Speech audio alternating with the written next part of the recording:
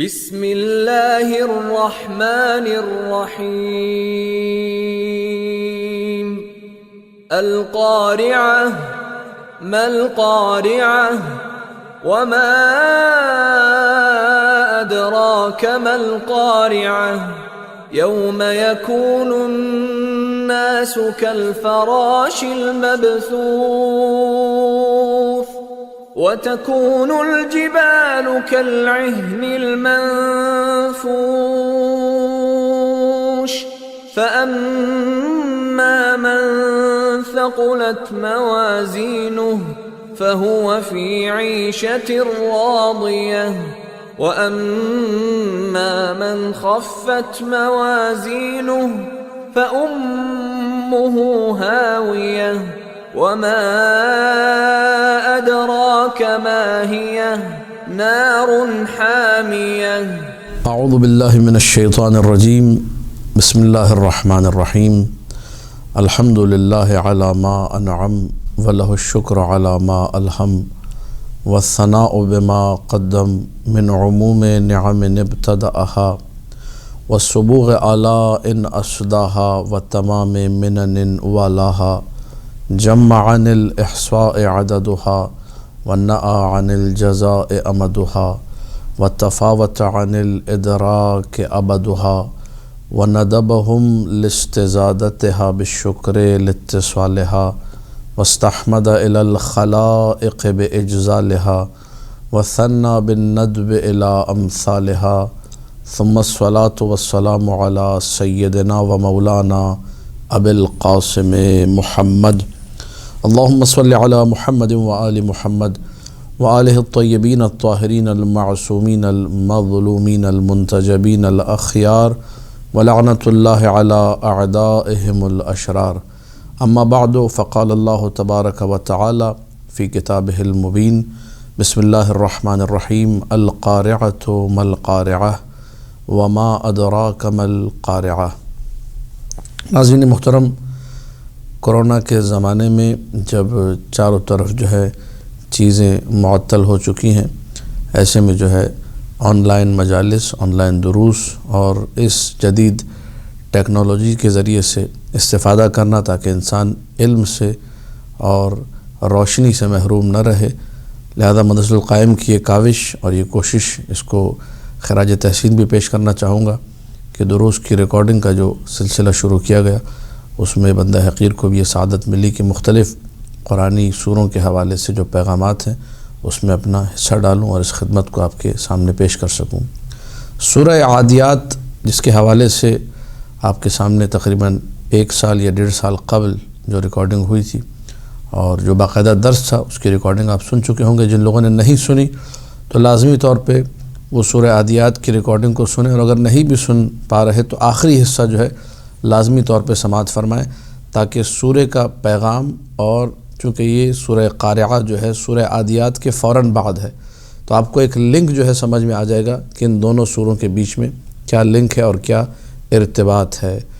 وہاں پر جو ہے آخر سورہ میں، سورہ کے آخری حصے میں قیامت کے احوال کا ذکر تھا، بعثرہ فی القبور کی بات تھی، قبور سے جو ہے اٹھایا جائے گا لوگوں کو، یہ باتیں ہو رہی تھی، اور انسان جو ہے کس عالم میں ہوگا، کس حال میں ہوگا، یہ ساری کی ساری چیزیں جو ہے سورہ عادیات کے آخر میں ذکر تھی. اب ہم لوگ شروع کرتے ہیں سورہ قارعہ کو. بسم اللہ الرحمن الرحیم القارعہ.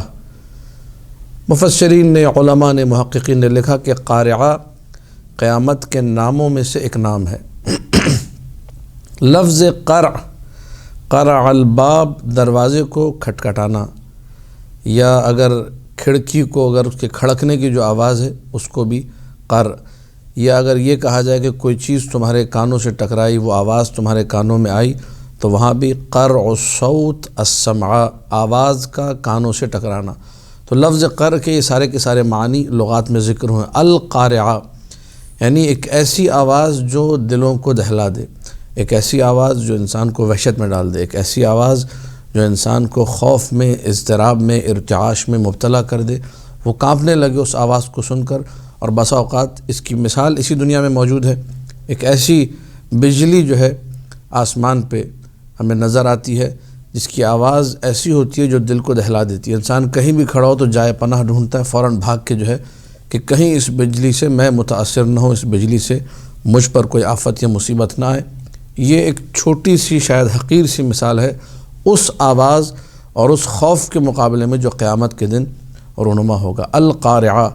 اور دلیل کیا ہے؟ دلیل یہ ہے القارعہ یعنی دل دہلا دینے والی آواز. یا بعض مترجمین نے جو ترجمہ کیا ہے، مولوی فرمان صاحب کا خاص طور پہ ترجمہ جو ہے کھڑکھڑانے والی. القارعہ یعنی کھڑکھڑانے والی، اور تم کیا جانو گے کھڑکھڑانے والی کیا ہے. تو یہ ترجمہ بہرحال خدا ان کو غریق رحمت کرے، ترجمے کی حد تک ٹھیک ہے معنی، لیکن کھڑکھڑانے والی سے جو ہے وہ خوف ظاہر نہیں ہو رہا. کھڑک اور کھٹک سے جو ہے وہ جو پیغام ہے جو سورہ کا، سورہ جو ایک خوف اور وحشت جو ہے انسانوں کے دل میں ڈالنا چاہ رہا ہے کہ قیامت کے حوالے سے متوجہ رہیں. قیامت کا دن کوئی آسان دن نہیں. یوم الحشر والنشر، یوم البعث ایک مشکل دن ہے، ایک سخت دن ہے. تو القارعہ کا ترجمہ اگر یوں کیا جائے تو زیادہ بہتر ہے. ایک ایسی آواز جو دلوں کو دہلا دے، ایک ایسی آواز جو دلوں میں خوف ڈال دے، ایک ایسی آواز جو کہ انسان کو تڑپنے پر اور کانپنے پر مجبور کرے. یہ ہے القارعہ کی حقیقت، جو کہ قیامت کی حقیقت ہے، جس دن ہر انسان جو ہے پریشان نظر آئے گا اور عالم اضطراب میں ہوگا. القارعہ. دلیل یہ اگلا جملہ ہے وما ادراک ما القارعہ. اے رسول آپ کیا جانیں کہ یہ آواز جو دلوں کو دہلاتی ہے یہ آواز کیا ہے. علماء نے لکھا کہ یہ جو ہے اس آواز کی جو ہے جسے کہا جائے مزید خوف کو اور مزید جو ہے شدت کو اور مزید اضطراب کو بیان کرنے کے لیے کہ ایسی آواز ہوگی کہ ہر بندہ مضطرب ہوگا، ہر بندہ پریشان ہوگا. تو کہا جا رہا ہے رسول آپ کیا جانیں. چونکہ ہمارا عقیدہ مذہب شیعہ اثنا عشریہ امامیہ کا جو عقیدہ ہے، ائمہ علیہم السلام اوصیاء رسول جانتے ہیں تمام کی تمام چیزوں کو، احوال قیامت کو، قیامت کی ہولناکیوں کو. تو یہ جملہ کیا ہے وما ادراک ما القارعہ، اس کے حوالے سے مجموع البیان میں علامہ امین الاسلام تبریسی نے بھی لکھا، اور اسی طرح اصول کافی میں پورا باب موجود ہے جو اس بات کو سمجھاتا ہے کہ رسول اکرم صلی اللہ علیہ وآلہ کے پاس، اسی طریقے سے ائمہ معصومین کے پاس جو علم ہے وہ علم اجمالی ہے. یعنی ان کو ہیڈ لائنز دے دی گئیں یہ ہوگا، اس کی تفصیل اور وہ ہولناکی کیسی ہوگی اور وہ خوف کیسا ہوگا، وہ اضطراب، اس کی ڈیٹیل جو ہے وہ ابھی بیان نہیں کی گئی. اور وہ ڈیٹیل ہوتی ہے، اسی لیے آپ دیکھیں روایات میں آتا ہے ہر شب قدر میں رسول یا امام جو ہے ان کے علم میں اضافہ ہوتا ہے. بھائی علم میں اضافہ کیسے ہوتا ہے؟ جب یہ کہہ دیا گیا کہ وہ سب جانتے ہیں، علم ماکان گزرا ہوا بھی جانتے ہیں اور آنے والا بھی جانتے ہیں، تو پھر شب قدر میں کیا آ رہا ہے؟ تو علماء نے بیان کیا معصومین کی روایت کے ذیل میں کہ جو ہیڈ لائنز جو ان کے پاس تھی، جو کلیات ان کے پاس تھے، اس کی جزیات، اس کی ڈیٹیل، اس کی تفصیل ان کو عطا کی جاتی ہے. تو مجموع البیان میں امین الاسلام تبرسی نے لکھا یقیناً رسول جانتے ہیں کہ قیامت کے دن ایک ایسی آواز ہوگی جو دلوں کو ہلا دے گی، دہلا دے گی، لیکن اس کی تفصیل کیا ہے اللہ سبحانہ و تعالیٰ اپنے رسول کو خطاب کر کے کہہ رہے ابھی تک آپ کو اس تفصیل کا علم نہیں دیا گیا، اور جس سال قیامت رونما ہونے والی ہوگی اس سال جو شب قدر ہوگی اس میں یہ علم دیا جائے گا. اس لیے کہا جا رہا ہے وما ادراک ما القارعہ. یہ جو ما ادراک ما القارعہ کی تعبیر ہے اس سے ہمیں سمجھ میں آ گیا کہ یہ آواز کوئی معمولی آواز نہیں ہے. لہذا اس لیے میں نے پہلا جملہ آپ کی خدمت میں عرض کیا تھا کہ القارعہ کا ترجمہ یوں کر دینا کہ کھڑکھڑانے والی، تو اس سے ایک عام تاثر یہ ہوتا ہے کوئی بھی خاتون ہے جو دروازے کو کھڑکھڑائے یا کھٹکھٹائے، ایک وہ والا تاثر آتا ہے جو کہ یہاں مطلوب نہیں ہے. یہاں پہ مطلوب اور مقصود جو ہے وہ یہ کہ انسانی دل میں قیامت کے دن کا خوف ڈالا جائے کہ یہ کوئی آسان دن نہیں بلکہ مشکل دن ہے. اس کے بعد وما ادراک ما القارعہ کے بعد اس کو تھوڑی سی اس کی ڈیٹیل اگر میں کہوں، تھوڑی سی مثال کے ذریعے سے وضاحت پیش کی گئی. وہ دن کیسا دن ہوگا؟ وہ دن جس دن ہر طرف اضطراب ہوگا، ارتعاش ہوگا، پریشانی ہوگی، لوگ گرفتار ہوں گے. وہ دن ہوگا کیسا؟ یوم یکون الناس کالفراش المبثوث. وہ دن ایسا دن ہوگا جس دن لوگ جو ہے فراش مبثوث کی مانند ہوں گے. اب فراش کا ترجمہ کیا ہے؟ بعض علماء نے، بعض لغت کے علماء نے، اسی طرح مفسرین نے اس کا معنی ٹڈی کا کیا. جب وہ بکھرتی ہے چاروں طرف تو اس کے بکھرنے کو مبثوث کہتے ہیں، بکھرنے کو جس کو بکھیر دیا گیا ہو، جس کو تتر بتر کر دیا گیا ہو.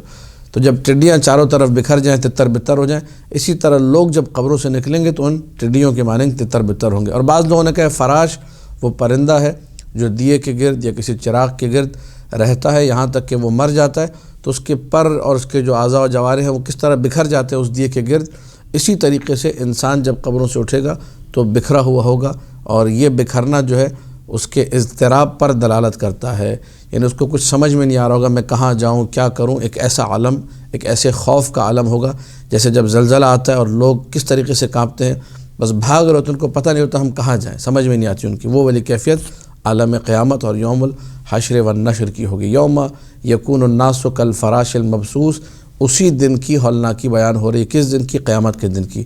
یوم القارعہ، وہ دل جس میں ایسی آواز ہوگی جو دلوں کو دہلا دے گی۔ وتکون الجبال، انسان بالکل تتر بتر ہے، کسی پروانے کی مانند جو شمع کے گرد تتر بتر ہو گیا، یا ان ٹڈیوں کی مانند، دونوں مثالیں واضح ہیں۔ اور پہاڑ کیسے ہوں گے؟ کالعہن المنفوش، وہ روئی جسے دھنا گیا ہو، دھنکی ہوئی روئی کی مانند پہاڑ ہو جائیں گے۔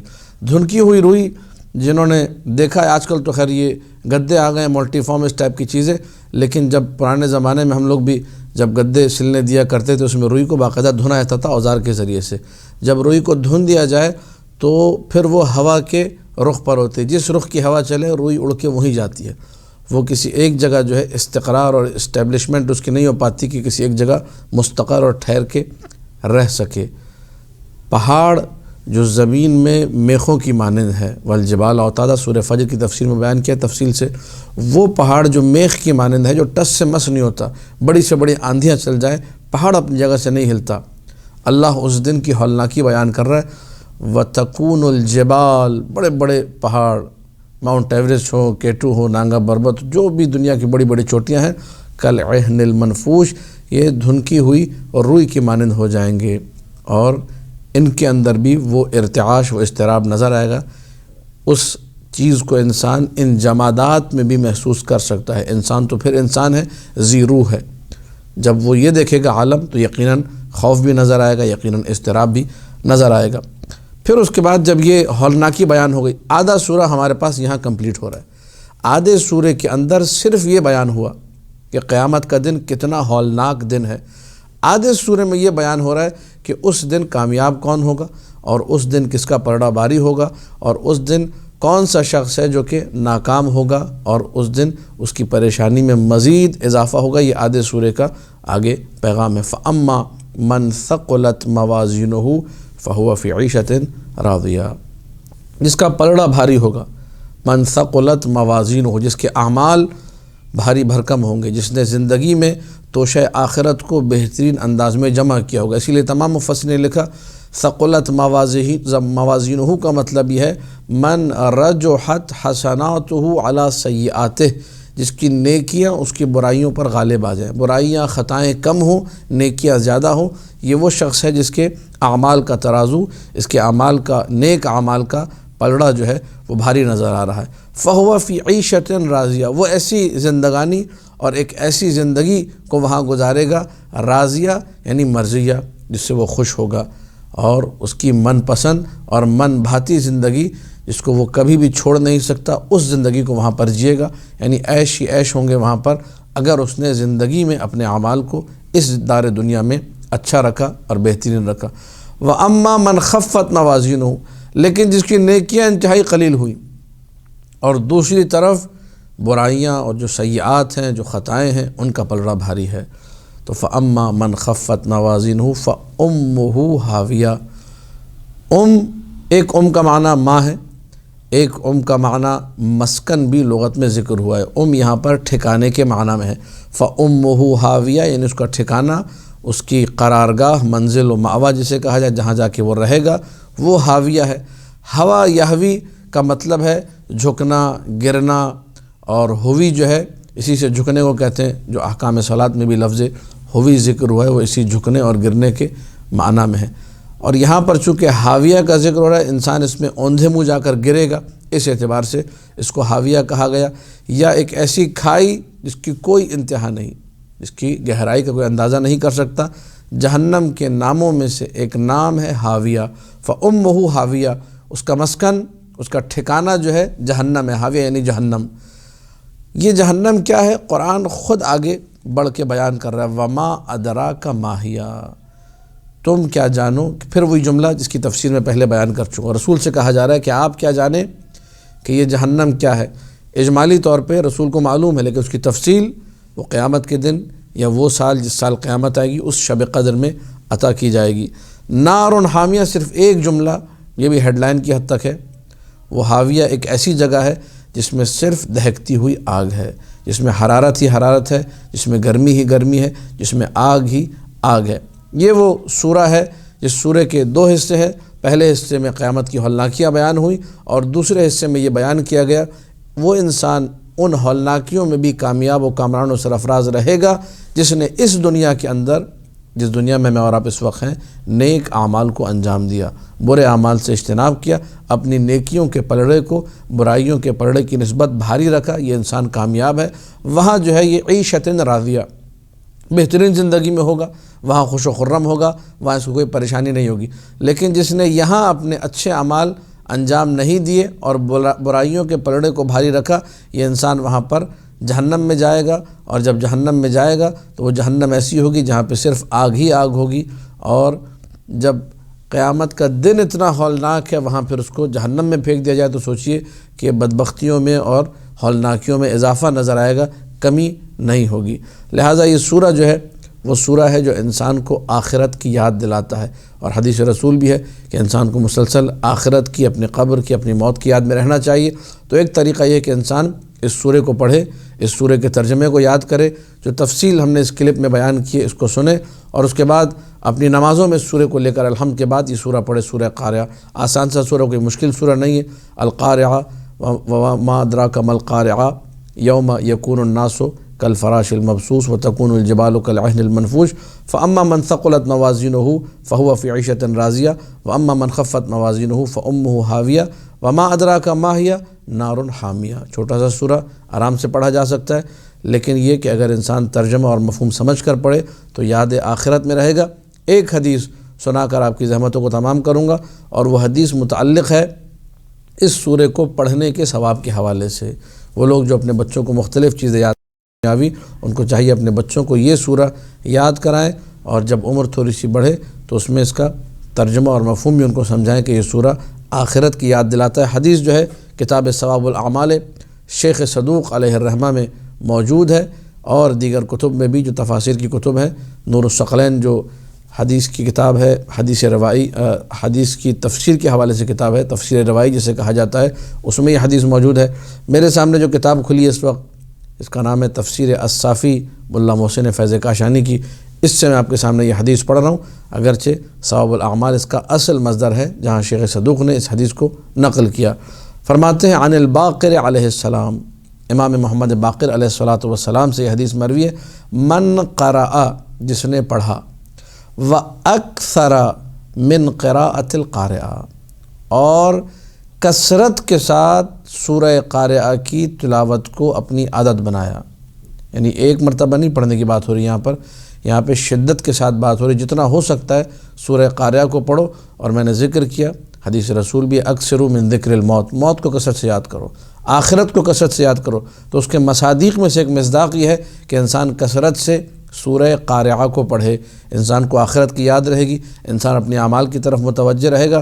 ہوگا کیا؟ من قرأ واکثر من قراءۃ القاریہ، جس نے پڑھا اور کثرت سے پڑھا، بار بار اس سورہ کو پڑھا، آمنہ اللہ من فتنۃ الدجال ان یؤمن بہ، اللہ اس کو سیکیور رکھے گا، اللہ اسے محفوظ رکھے گا۔ جب دجال کا فتنہ ظاہر ہوگا، اچھے روایات میں ملتا ہے دجال پر ایمان لے آئیں گے، دجال کے تابع ہو جائیں گے، دجال کے فالوورز میں سے ہو جائیں گے۔ اگر سورہ قاریہ انسان مسلسل پڑھتا رہے تو اسے دجال کے فتنے سے امان ملے گی، اور دجال پر ایمان لانے والوں میں سے نہیں ہوگا، اور دجال سے دور اللہ اس کو رکھے گا۔ وَمِن قَيْحِ جہنم، بعض روایتوں میں ہے اور بعض میں من فیح جہنم۔ تو قیح جہنم، جہنم کے جو عذاب ہیں ان میں سے جو پیپ وغیرہ وہاں پلایا جائے گا، جو گندی چیزیں ہیں، جو دردناک ترین وہاں عذاب انسان کو دیے جائیں گے، ان تمام سے اللہ اسے محفوظ رکھے گا۔ اور اس کے بعد ملا محسن فیض کاشانی نے جب یہ سورہ کی تفسیر کو ختم کیا، لکھا کہ رزقنا اللہ تلاوتہ انشاءاللہ، اللہ ہمارے لیے یہ رزق قرار دے کہ ہم مسلسل اس سورہ کی تلاوت کرتے رہیں اور اپنے اعمال کی طرف متوجہ رہیں۔ خاص طور پہ یہ آیت فَأَمَّا مَنْ ثَقُلَتْ مَوَازِينُهُ، جس کی نیکیاں بھاری رہیں، جس کی نیکیوں کا پلڑا بھاری رہا، فَهُوَ فِي عِيشَةٍ رَاضِيَةٍ، وہ جو ہے بہترین زندگی وہاں پر جیے گا۔ یہاں کی زندگی 4 دن کی ہے، گزر جاتی ہے اور کب ختم ہو جاتی ہے پتہ نہیں چلتا انسان کو، لیکن اصل زندگی وہاں کی زندگی ہے۔ الدنیا دار و مجاز والآخرۃ دار و قرار، دنیا عبورگاہ ہے، دنیا ایک پل کی مانند ہے، اصل گھر جہاں پہ رہنا ہے، جو ٹھکانہ ہے، جو منزل ہے، جو مأویٰ ہے، وہ آخرت ہے۔ اب انسان کو سوچنا ہوگا کہ اس نے اپنا ٹھکانہ جو ہے جہنم کی طرف لے کے جانا ہے برے اعمال انجام دے کے بدبختیوں میں رہ کر، یا یہ کہ اپنی منزل اس نے جنت بنانی ہے جہاں محمد و آل محمد کا جوار نصیب ہوگا، جہاں ان کا پڑوس ملے گا، جہاں اچھے لوگ جن کا ذکر مجالس حسین میں سنا تھا وہ سب وہاں نظر آئیں گے۔ دعا ہے خداوند متعال سے ہم سب کو سورہ قارعہ پڑھنے کی بلکہ کثرت سے پڑھنے کی توفیق عطا کرے، تاکہ ہم لوگ قیامت کی ہولناکیوں کی طرف بھی متوجہ ہوں اور اپنے اعمال کی طرف بھی متوجہ ہوں۔ وآخر دعوانا ان الحمد للہ رب العالمین۔